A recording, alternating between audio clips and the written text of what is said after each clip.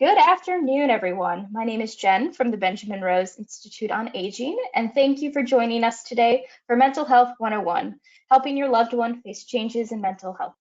This program is part of our series of virtual programs for caregivers that we provide each month. This program will be recorded, and we will be sharing the link with you all in the email in the next couple of days. It will also be shared on our website on the event registration page and in our resource library.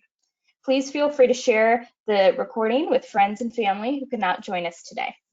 We have a lot of information to cover this afternoon, so we'll be holding all questions until after the presentation. However, you may submit a question at any time using the control panel on the right-hand side of your screen. Before I introduce our speaker, I'd like to tell you a little bit about Benjamin Rose. We're a Cleveland-based nonprofit founded in 1908. Our mission is to support caregivers and empower all people to age well through research, consumer responsive services, and client advocacy. We provide a variety of services and supports to help people age well in the community. That includes services like behavioral health, social work, counseling, and coaching to help people achieve financial wellness and housing stability. We also operate the Rose Centers for Aging Well, our senior centers located throughout the Cleveland area, and we are a Meals on Wheels provider. It is now my pleasure to introduce today's speaker, Kristen Yoder. Kristen is a social worker and group facilitator here in our Behavioral Health Services Department at Benjamin Rose. Please join me in welcoming Kristen. Great. Thank you so much. I appreciate the introduction and the chance to present today. It is a pleasure to be here and present a topic which I feel is very, very important, especially over the last year and a half to 2 years. Mental health has become so important. It has always been important. It's always been there, but I think if anything, over the last year and a half to 2 years, it's become even more important as people have been more and more isolated, as our world, our world has changed, around us. It's a different reality now. It's a whole different world. And, we're seeing a lot more, and it's inspiring and encouraging, the awareness that's out there.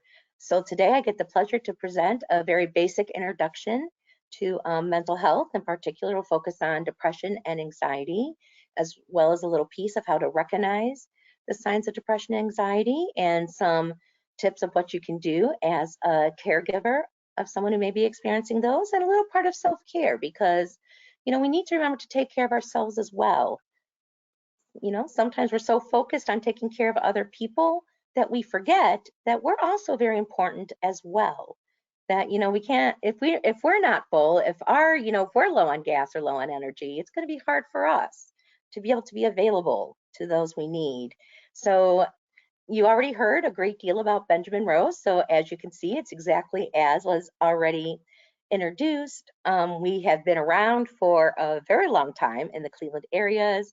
And again, our mission is to support caregivers and empower all people to age well. And we do that through our programs, which includes our community-based programs, which Behavioral Health Services is a part of, as well as our research and our other programs, including Center for Research. We advocate, we are very involved in all aspects to make well. So what we do, and again, you can clearly see by the slide here, we reach more than 10,000 older adults and caregivers at the community locations, home and by phone. We develop our knowledge to improve the health and community services, again, to focus on the aging and to help people age, in place. And we foster informed engagement with public policy issues in the field of aging. We have people who are aware of what's going on in Washington, state, federal, county levels, and are advocating for you and your loved ones to make sure, that it's being represented. As Benjamin Rose, we have several parts to us. As I said, we have our Center for Research and Education. We have our senior housing, which is the Margaret Wagner Apartments. We have our Rose Centers for Aging Well, which Jen explained is our senior centers throughout Cuyahoga County. We are also very blessed. We have ESOP, which is a wonderful program, which is housing and financial. Some of you may have even attended a webinar or two, or some of their meetings or trainings that they have done.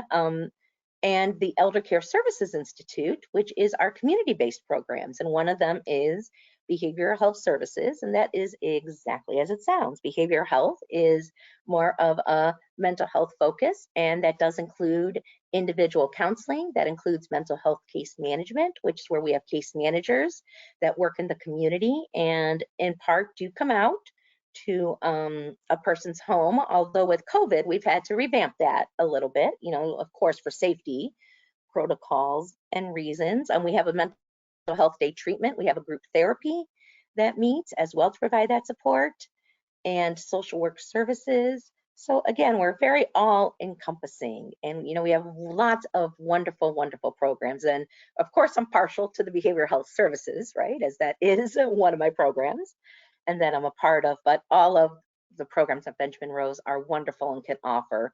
Although it's not listed, and this might be on the next slide, Jen, if I'm not mistaken, we do have We Care Because You Do. I also do want to put that in there as well, which is also for caregivers. And again, they've done a bunch of trainings as well. So you might have seen or attended some of those trainings. They are also very great at connecting caregivers to a lot of the resources in the area. So with that little housekeeping objective out of the way, today's objectives are to increase the awareness of the signs and symptoms of basically anxiety and depression. There is a ton of mental health challenges out there that everybody faces. The most common we find are anxiety and depression, and that has been no exception over the last 1.5 to 2 years. In particular, it's going to focus on how anxiety and depression may present in older adults. And we're going to identify treatment and ways to respond to someone who is experiencing a mental health, I like the word challenge, a mental health challenge, because it is a challenge, and it is a concern. And the one thing I am going to say before we jump too much into it is this is going to be some of the signs, right, and symptoms, but just because they're seeing the signs and symptoms doesn't mean I'm going to say everybody who's showing what we tell in the presentation today means they have a mental health illness, right, or a mental health concern. This is just to provide a basis, a general understanding of what to look for, because sometimes it can be very, very tricky. So next slide, please. So I think kind of the first place to start is, what is mental illness, right, or a mental health challenge? Because it's very interesting, because what you think could be a mental illness really might not be a mental illness. And what comes to mind is we think so many times of the movies, right, the news. And unfortunately, the movies and the news portray people who have a mental health challenge or a mental illness or mental health concerns in a certain way that is unfortunately not always favorable. And, so I think some people have a very definite or maybe a misinformed idea of exactly what it is. So basically, a mental illness or a mental health challenge is just basically a disorder that affects a person's thinking, feelings, or moods. And the disorder part comes from because it can affect one's ability to think rationally.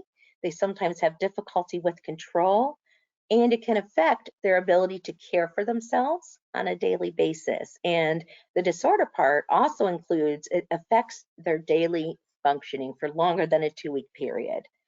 Because we all have our moments where we're sad, and that brings in the more than a stereotype. Thank you, Jen. That was just where I was going with the next one. Again, as I said, the movies and TV shows, old people are stubborn.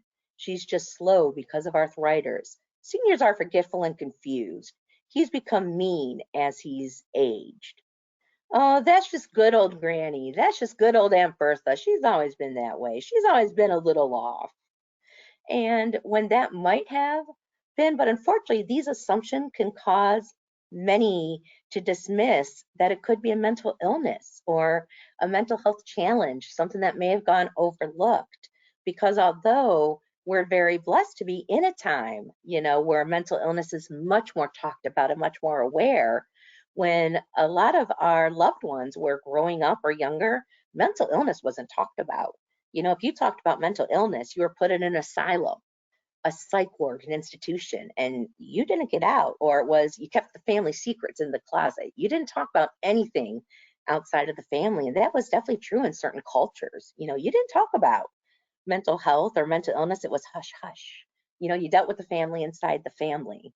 So those stereotypes, in the past, has maybe made it hard and maybe dismissed it as something. But again, we're lucky with today's times that, we're definitely much more aware. Next slide, please. So how does mental health present in older adults? Because there is a difference of how it presents in older adults as to how it would present in children, a teenager or a young adult. And by that I mean someone in their 20s. So basically, you're going to see a change in personal hygiene or a standard of living. This is where you're going to maybe see declined personal appearance, poor hygiene, not bathing, maybe their appearance. They're wearing the same clothes for 3 to 5 days. Their hair's a mess. They're maybe not changing their clothes, not changing their underwear or their Depends. They're just, you go over there and there's just an odor you can't quite define. They're going to have maybe confusion, poor concentration, trouble making decisions. They're going to have a change in appetite or weight. They might express feelings of worthlessness, guilt, helplessness. And in some cases, they might be trying to harm themselves. Now, self-harm is interesting on a little side note. And that's, again, another challenge to think about when it comes to self-harm. There's many ways someone can harm themselves. That includes by not eating and keeping proper nutrition. That can include picking at scabs repeatedly and not allowing them to heal. It can include pulling out your hair or your eyelashes or, kind of doing that. So again, you just kind of want to look for changes in appearance or changes in how a person is presenting, and you'll actually see it first physically before you'll notice some of the other signs. Next slide, please. And so you can see you'll have maybe short-term memory loss, social withdrawal, unexplained fatigue, oversleeping, insomnia, a loss of interest, extreme rigidity, irritability for no reason. Now, there's times when I can't remember what I ate 2 days ago, right? Just because I have so much going on. As a mother of a 7-year-old, I have so much going on in my daily life between work and being a mother and, a wife that, yeah, I sometimes don't have much of a short-term memory. But there's a difference between just kind of the everyday life and the short-term memory loss you'll see with someone who's mentally ill. And you will see irritability for no reason. They're withdrawing. You're not maybe seeing them. For example, you have a neighbor who used to be out in her garden. You would see her outside watering her plants, but you maybe haven't seen her for a couple days. And when you do see her, she's in her robe or, her pajamas, and her hair's disheveled and she's really irritable and snapping at all the kids, that when maybe she didn't. So that would be a sign that, okay, Mrs. So-and-so might have a little more going on. So again, these are some of the things you are going to see in someone who might be presenting with the mental health challenge. Next slide, please. This is some interesting facts that basically about 1 in 5 adults has a mental illness in any given year. And mental illness, it can begin at any age, from childhood through later adult years. But most times it begins earlier in life. It might not just have been diagnosed or treated, right? Or it might have been misdiagnosed or assumed as something else. Because again, remember, when a lot of our loved ones or people that we're caring for were younger, it wasn't talked about, or they didn't have the information or the knowledge that we now have and that's been developed over the last 20 years. And you can also have more than one mental health disorder at the same time. Like, for example, anxiety and depression are kind of like cousins, right? They can exist together, they can exist separately. What looks like anxiety can really be depression. What looks like depression can be anxiety. So the person can have one or both, or you can have dependency, chemical dependency, and depression. So that's why it's important to be aware of the signs. And as we're going to talk about in some upcoming slides, important to make sure, you're talking to doctors about your concerns, mental health professionals, to assess, to really figure out what is really going on, because to complicate things, if it isn't already complicated enough, right, as what's already going on, to complicate things, mental health can also present physically with physical health, and physical health could also be mental health. There's a mind-body connection, which is also going to add another layer. So mental health is definitely more common. And again, with the pandemic that we have seen, and over the last year and a half, we have definitely seen more increases, especially in our older adults. Next slide, please. And so basically, untreated mental illness, it can cause some severe health problems. It can cause family conflict and definite difficulties in relationships. It might cause some chemical dependency, tobacco, alcohol, or drugs. It can cause legal or financial problems, homelessness, poverty, chronic stress. It weakens the immune system. Again, there's that mind-body connection. It's been shown that there's higher rates of heart disease and other medical conditions, and that statistics comes from the Mayo Clinic, Mental Illness Symptoms and Causes. And there can be self-harm and harm to others, and in very severe cases, death. So again, it's not just a case of the blues, because as we're going to find out as we continue in the presentation with the slides, everybody feels sadness, everybody feels worry, sadness, anxiety, grief. We can't live life without experiencing those emotions, and I truly believe we're meant to feel those emotions. We can't have those emotions, and not live. But what it is, depression, it's treatable. It's not just the blues. Persistent feelings of sadness that last for longer than 2 or 3 weeks, that's not normal. That's indicating that there's something more going on. Or the anxiety, when someone's worrying all the time about everything and it's starting to affect their eating and their sleeping and they're not going out. Again, that indicates that, maybe we should be looking at more of what's going on with mom or great grandma or auntie or whoever are taken care of, or whoever we are looking at, or even our neighbors, as we want to look at them as well. Next slide, please. So there are risk factors that can lead or kind of connect to mental illness, and as you can see, again, mental disorders, I'm going to challenge you to kind of not focus on the word disorders. They can be caused by a variety of genetic and environmental factors. And again, this is just some, but not all. Mental health, there's no direct recipe, right? There's no direct cookie cutter. There's no direct correlation. There's factors that increase the risk or increase the likelihood, but that doesn't mean that just because some of this is here, you're automatically going to say, oh, mental illness. No.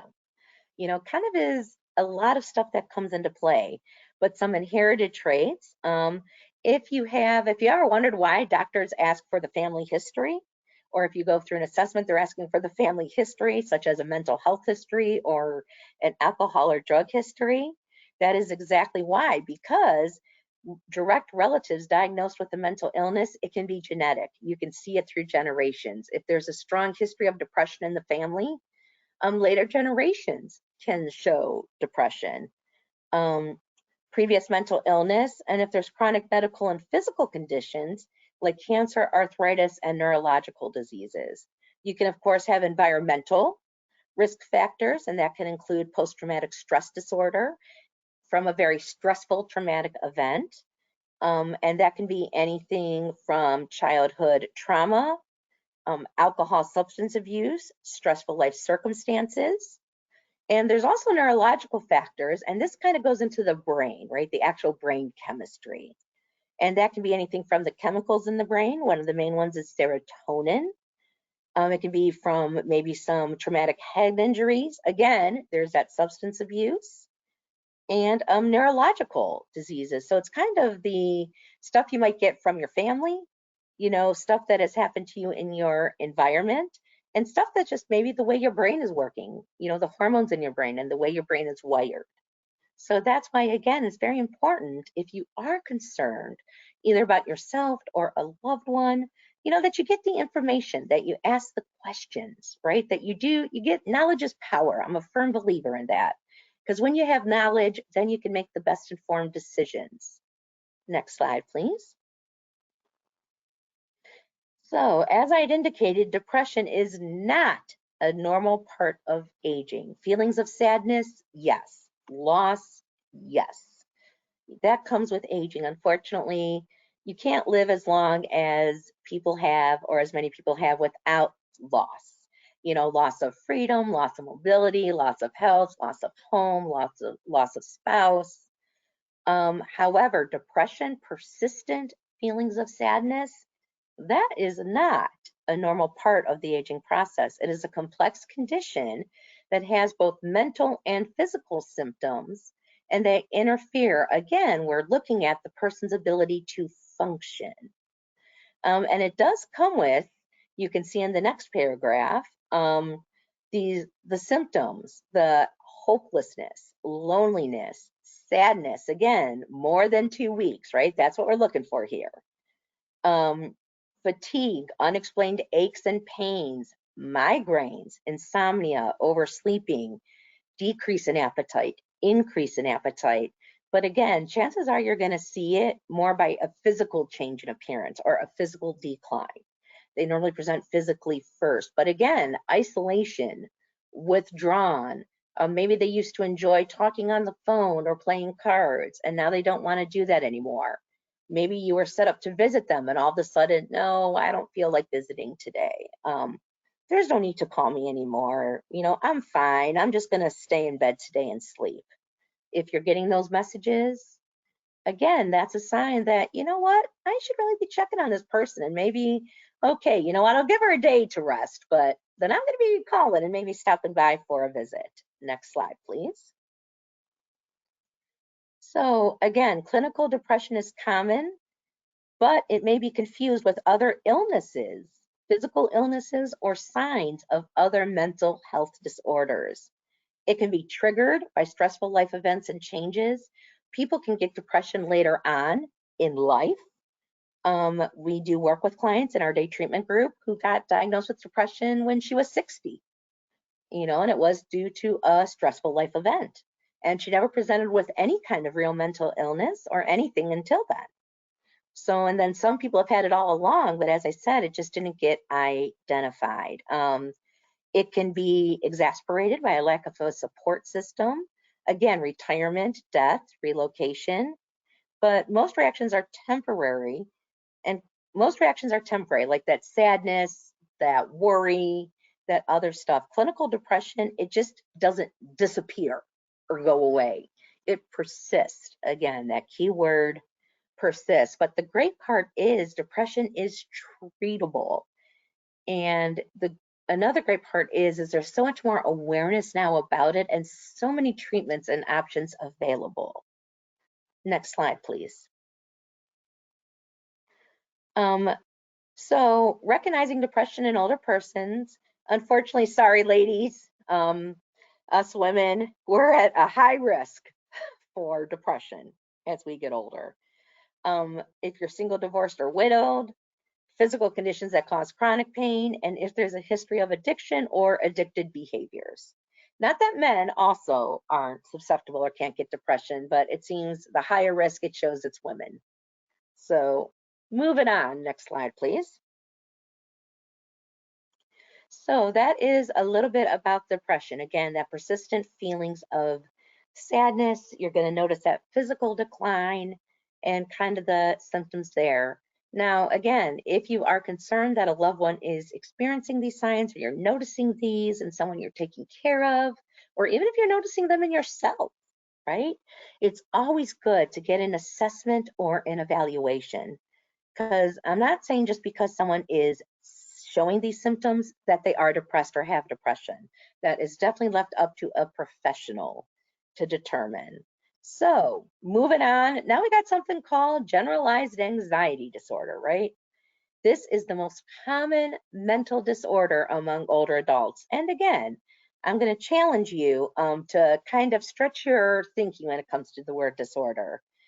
Basically, we all have common worries: deteriorating health, financial concerns. I worry about my son, you know, I worry about my family. Older adults are diagnosed with an anxiety disorder. They worry excessively about routine events and activities for 6 months or more. And by excessively, I mean it's worry all the time. I mean, it's just like kind of never ending. And they can have feelings of intense fear and distress that are overwhelming, and it prevents them from doing everyday things. Again, it's affecting their everyday daily functioning. Next slide, please. So to recognize it, you're going to see it on an emotional level and a physical level. And you can see by the bullet points, some of the emotional is apprehension, being tense and jumpy, restlessness or irritability. Remember, depression presents with irritability too. So if you remember what I said earlier, how depression can look like anxiety and anxiety depression, right? That's one of those symptoms that overlap. They are anticipating the worst and might be watchful for signs of danger. The physical is a little more easier. That's the pounding, racing of heart, shortness of breath. They might have upset stomach. They're going to the bathroom a lot, sweating, twitching, headaches, fatigue, insomnia. But here's where it kind of, again, gets a little tricky, right? Because anxiety can mimic signs of dementia, agitation, impaired memory, and fear.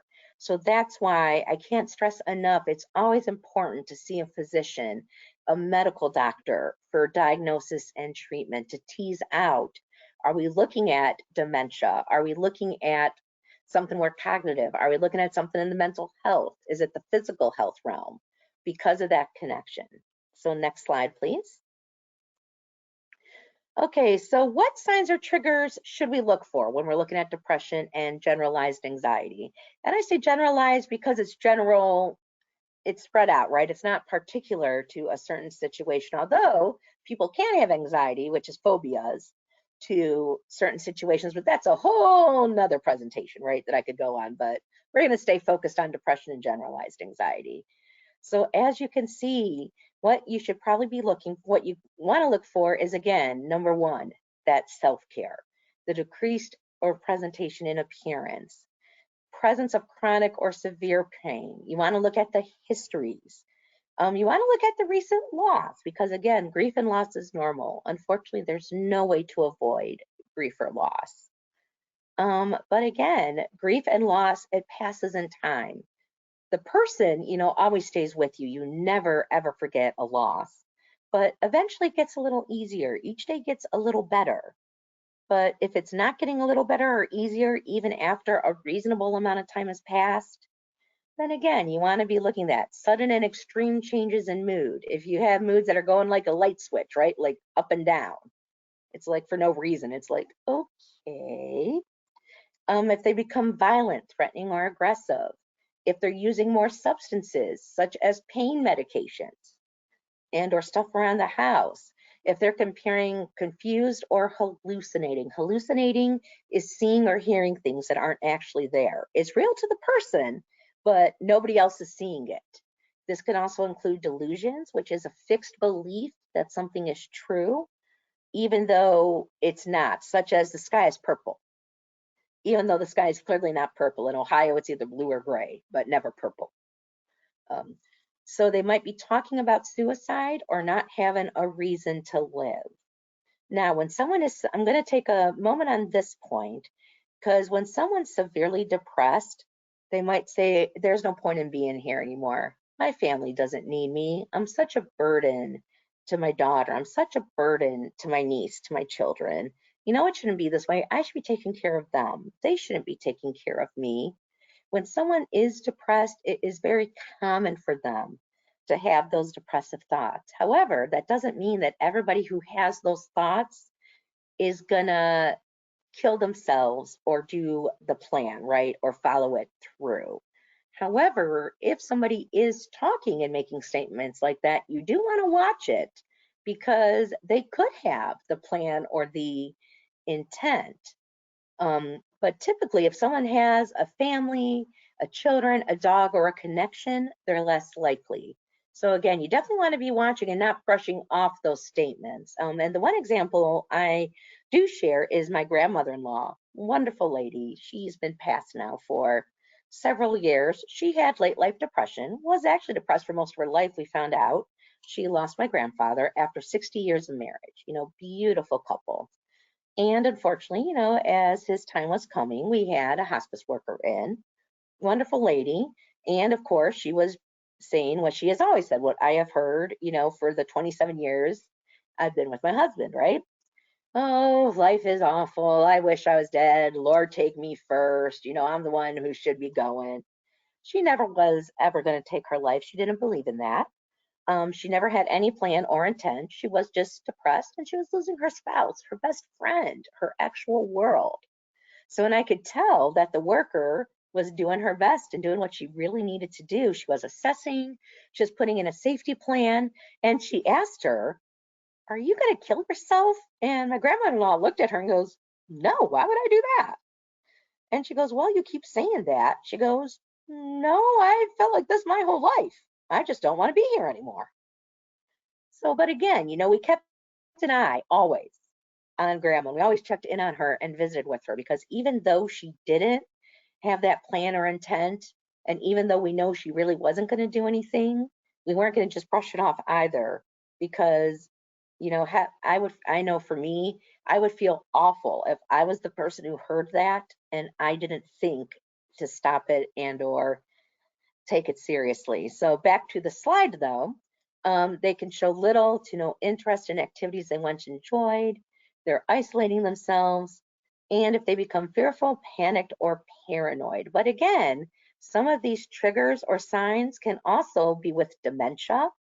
I do know with a urinary tract infection or UTI, people can hallucinate if they have a UTI that they're working on. Some people become paranoid, with dementia or Alzheimer's. My aunt has beginning stages of dementia, and she would always be paranoid when she couldn't find a purse that it was stolen, that we were going in and taking her money. If we couldn't find her keys, that means we took them.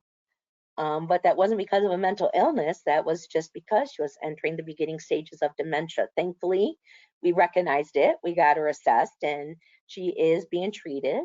And, she is now living with family in California, which was probably the best thing ever. And I'm pleased to report she's doing very well, as far as I know. Next slide, please. So, how do you even begin talking, about mental health challenges or talk to someone about your concerns, especially if it's like a mother or a parent, and you're maybe a child or, a children. Sorry, we're not children or childs, right? We're caregivers, we're adults. But, just kind of that role, that dynamic. So one way is be respectful and listen, right? Keep an open mind with what they're talking about. And remember, hallucinations, which is hearing or seeing things that aren't there, and that can be tasting, smelling, and delusions, which are those fixed beliefs of something to be true when it isn't. They're very real to the person experiencing them. You're not going to be able to convince them that they're not real. So instead of trying to say, "No, the sky's not purple, it's blue. Come on, stop talking like that." Something that might be a little better is, "Really, the sky is purple. Tell me what else you're feeling. Tell me what else you're thinking. What else is going on today?" Find a way to manage their needs realistically. Set limits if necessary. Like, I can only talk about this. We're only going to talk about this for 5 or 10 minutes today. Or, we're going to talk about this with your doctor.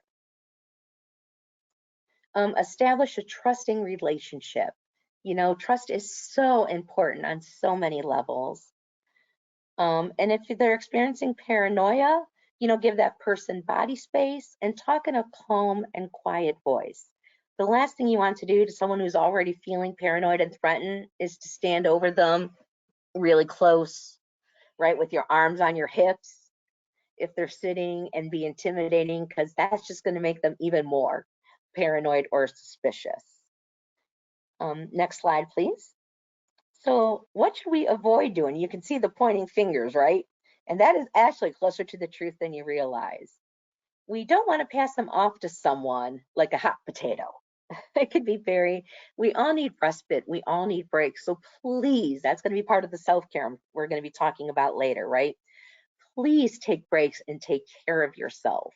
Definitely use respite services. Take time to get out and do activities for yourself. But, just don't keep passing them from person to person to person. make a referral, use the services that are available. Benjamin Rose, of course, as we talked about, but there's also wonderful agencies as well in the Cleveland area and Cuyahoga County. There's services in Medina and the other counties, as well as counties in other states. And Benjamin Rose might not like me saying that, but it's also connected to the agencies. There's a lot of good resources out there, right? Do not lie to the person or pretend that you are seeing their hallucinations or delusions, because they know you're not. And they might feel more embarrassed or that you're making fun of them. Again, watch your posture and your body language. Do not assume that just because a person is maybe having a bizarre thought or seeing something or hearing something that you're not, don't assume that they're not smart, that they're delayed, or that they're, not fully there. I guarantee you they're smart. A lot of them are very, very smart, and they're still who they always were. Their mind is just, they're having a thinking distortion or a thinking way of doing stuff. And do not assume that every person is under the influence of drugs or alcohol. Some people may be, but that doesn't mean that they always are. So next slide, please. This is just another interesting fact. Mental illness alone does not increase the risk of violence. There are other risk factors present that can increase the likelihood of violence, such as substance abuse and other factors that might be going on. But just because someone has depression or anxiety, or maybe one of the other mental health challenges that are out there, that doesn't mean that they're necessarily going to be violent. In fact, many people who are mentally ill aren't really violent at all. It's normally something else that has triggered. People just don't snap, mentally ill or otherwise. And definitely take that time to communicate and figure out what's going on. Because again, that'll facilitate the trust. And let's say you've taken the time, right? You've put in the time, you've put in the energy, and it's still not working out. Again, that's when to tap into those resources and to do what you can. Next slide, please. So again, sincerely express concern, offer support, always treat the person the same way you did. They're still the same person you love and care for. The only thing that's changed is their thinking and maybe their feelings. Well, and if you don't know them, like if it's a neighbor, you do now after they've told you stuff about them. So the same rules would apply. Respect and concern go a very long way. And of course, leave advice to the medical experts, to the doctors, to the mental health professionals, right? Leave it to them. The purpose of today is not to diagnose, is not to treat. It's just to be able to give an understanding and awareness of what to look for if you are concerned about someone. Next slide, please. Now, in an emergency, so there's several things you can do in case of an emergency. If a person is agitated or you've tried all the techniques we've talked about, right, and it's still not working, there is mobile crisis, which is really good. So you explain the situation and they'll give you advice or guidance on what you should do. Again, never try to diagnose or assess for someone if they're going to be suicidal or kill themselves. Again, if you're that concerned, talk to a doctor, call mobile crisis, go to the ER, manage the environment. Always make sure you are safe, anybody in the house is safe, and the person is safe. Safety first. Of course, you can call for help if you're in an apartment building. Some of them do have security. That could be there. Cuyahoga County, as well as a lot of other counties in Ohio, I'm not sure about the other states, they have what we call a crisis intervention team. If you call your local police or 911 and say, my mother, my aunt, the person I'm caring for has a mental illness or is experiencing a mental health challenge, they will send out a crisis intervention member, and that's someone who is trained to deal with and work with someone in a mental health challenge. So with the police officer or the paramedic or whoever comes out, they'll send someone who's been trained or who is used to working with someone going through a mental health challenge. And I always tend to keep a list of additional resources with me that I can come in handy, kind of my hot button numbers that I can call. Next slide, please. A final thought. Again, one of the most important things you can do in caring for a loved one with a mental health challenge is that self-care. And self-care is defined as taking an active role in protecting your own well-being and happiness during periods of stress. If you are not taking care of your needs and health, it will be difficult for you to take care of theirs. When caring for someone, it can be easy to get burned out and to forget that you are also important. So, what do you do for self-care? These are just some ideas. Of course, there are a lot of different ideas. And if you'd want to share what some of those ideas are in the chat that you might do, because your experience, maybe somebody else would like that idea or think, that was really good. I never thought of that. But I know some of the ones that I do, definitely not all of these, relaxation, calming activities, and exercise, movement, right? Exercise and movement, reading, eating healthy, getting plenty of rest, support groups, or your own mental health treatment or counseling, taking time for yourself. And remember, it's okay to ask for help. That's not weakness. That's not, by asking for help, that's not saying you can't do it, that you're not able to do it, that you're weak, that you're not strong. What it's saying is, I need help, and that you are human and that you are in a situation that just needs extra support. We all need that help sometimes. And remember, I know you've heard this a lot, but it is so true. It's okay to not be okay. It's okay to ask for the help. It is out there if you just have the courage to reach for it. So thank you so much. I do realize we are close to 12:45, and of course, they want me to put this last slide in there. So, of course, this would be the time for questions. Obviously, questions are in the chat, and I think we have Jen who will help with that. So if there's any referrals for Benjamin Rose, or if you're interested in finding out more about services, you can contact our intake department. There's the phone number and our email. And if you are interested in particularly in behavioral health services, you could contact Tamar Cooper. She is our director, a wonderful lady, and she can also connect you there. So thank you very much for your time and for giving me, some time out of your day. I appreciate it. As I say, take what you like or need and leave the rest. Hopefully there was something in here today that will help. And if anything, hopefully you just maybe have a little better understanding of the mental health challenges. And remember, take care of yourself and each other. Thank you. Thanks, Kirsten. That was a very informative presentation, and I know I've seen a lot of questions rolling in. So I'm gonna turn it over to Julie, who has been monitoring them for us, and we can take a couple. All right, thank you. So our first question is, what if a loved one goes into a rage at the idea of help or therapy that would help relieve them of excessive anxiety or poor decision making? And they add that this is a senior who is living in assisted living and has hoarding disorder. Okay, that is a very, very tricky one. Because again, it's, a balancing act, because they do have the rights, and being in an assisted living, they would have that staff that's available. So what it might be is, now hoarding is a whole different order as well too, right? So you kind of got the two different fronts on. So if someone is raging and refusing the treatment that's clearly there, maybe you could say, well, you won't be able to do this if you don't need to participate in treatment, and maybe work with the assisted living center staff or a provider. Many of those centers have a social worker or a case manager, so maybe they could kind of work on, we really want to help you, but in order to help you and in order to work with you, we need you to do this so we can go ahead and get you this.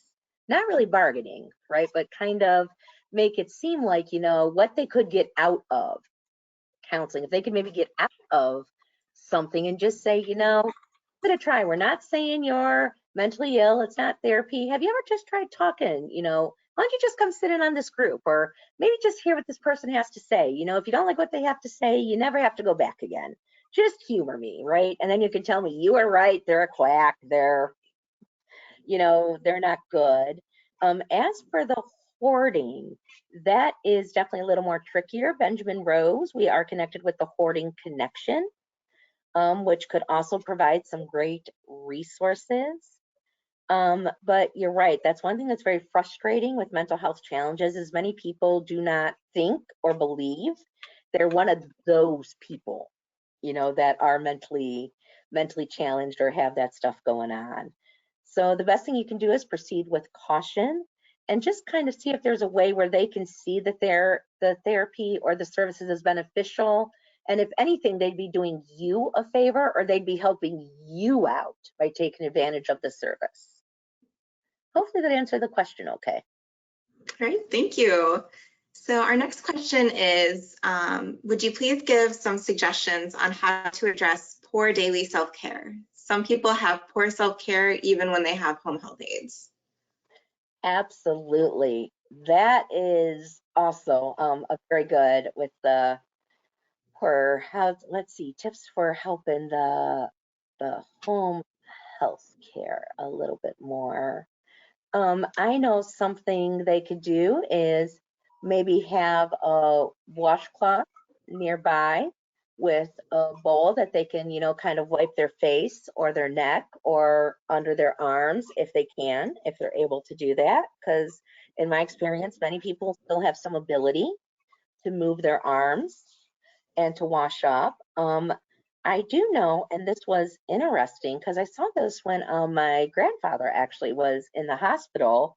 They had a little thing you could put on his finger to go like this with his teeth, and it had like something minty on it with a little bit of toothpaste. Maybe the home health aide could help with that. They did have it very easy with the clothes. So that was the teeth. That was the washing. They did have baby wipes, and they had it. They're very sensitive, and they're very because of the newborn babies. They had baby wipes, which people could wipe also, you know, kind of under their arms or after their business if they had to go with either a bedpan or something like that. They were able to use baby wipes to wipe those areas and to wipe their hands. Hand sanitizer, you got to be very, very careful with, and I would not recommend using hand sanitizer on the body itself, as that can be very strong and irritate the dry skin. You know, you can always have little lotions, maybe have like a little beauty kit, maybe for a female that would have those little things on the fingers. You could do maybe the baby wipes, or I do know that, and you wouldn't have to use the brand name, but what comes to mind is something like Neutrogena. They have those pads, makeup remover pads that you can use on your face. Those also work very wonderful. Again, don't use the brand name ones, right? You could probably find a way off brand, way cheaper, you know, somewhere else to do that for the self-care as well. Or you can always just maybe keep some mouthwash that they can swish around, you know, if they have to, if they can't brush their teeth or get to brushing their teeth. So that could be some other tips to kind of help even with the home health aides to get them from in between. Thank you.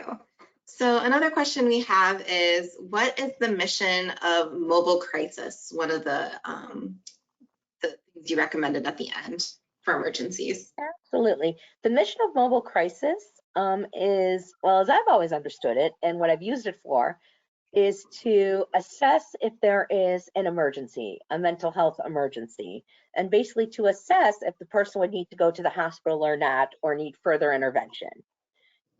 So basically that is what the mobile crisis would do. If you called them up, you'd be talking to someone who would ask a bunch of questions about what's going on, what is the person's behaviors, what are they experiencing, and with that they would be able to, basically it would determine if the person needed to go to the hospital or the emergency room, or if the paramedics or further intervention was needed, is what mobile crisis would do.